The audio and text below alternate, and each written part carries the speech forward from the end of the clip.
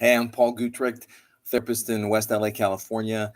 I focus on high conflict individuals, couples, families, communication, and what I like to call angry behavior management because anger is an emotion that we're all going to have. It's the angry behavior that we all have to focus on. But today, we're going to talk about relationship enrichment behaviors. Okay. Now, this is based on research by two researchers named Stafford and Canary. They did this a little while ago, but it's fantastic research that's really helpful. They interviewed about 1,000 couples and asked them what they do to maintain their relationship. So they called them relationship maintenance behaviors, but I think they're more enriching than just maintaining, right? So they got all kinds of answers back, thousands of answers, and they summarized them as follows into five. They distilled them into five main categories. Okay. The first category, saying positive things to each other, right? Sounds pretty straightforward. Not just a positive word and not just you look nice today, but even saying it's a gorgeous day. I'd love to go for a hike. That's a positive thing. Could also be a positive gesture towards them. Okay. Good things to each other. Second category, assurances about the future. Let's plan a date. Let's plan another date. Let's uh, move in. Let's buy a house. Let's get married. All these things, right? So they can be very small. And even once you've committed and you're married and you're having kids, let's have a vacation, right? Let's all the way back to let's have dinner again, right? Assurances about the future. Second big category. Third big category is openness in the communication, and we'll come back to that one.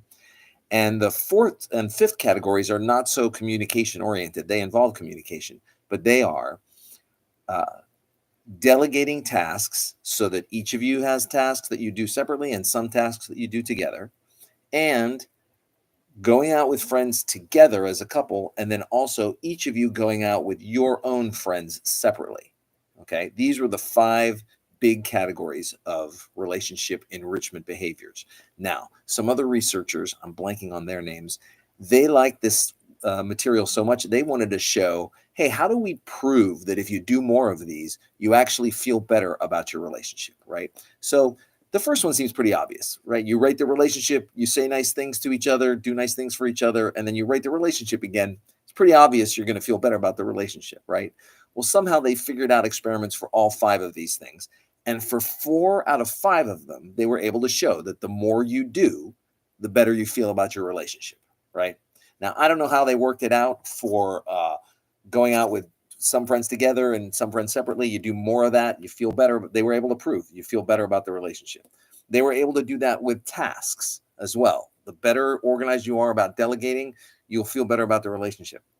The only category where they weren't able to do this or show a direct relationship, it wasn't an opposite relationship, but a direct relationship saying you do more of this, you'll feel better, was openness. And their theory was after you say all and do all the nice things, and after you make assurances about the future, what's left to talk about are the harder things, like finances, like interacting with each other's family, like health issues, right?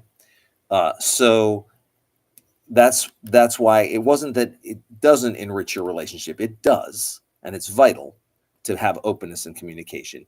But you might just not walk away feeling warm and fuzzy sometimes. You just have to understand that that's part of a primary, deep, long-lasting relationship. All right.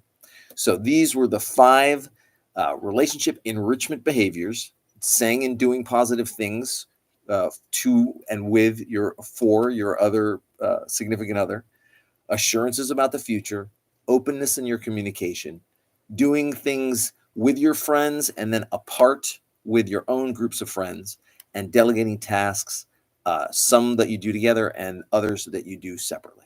Okay. All right. Hope you enjoyed that. And I'll be back next week. Thank you very much.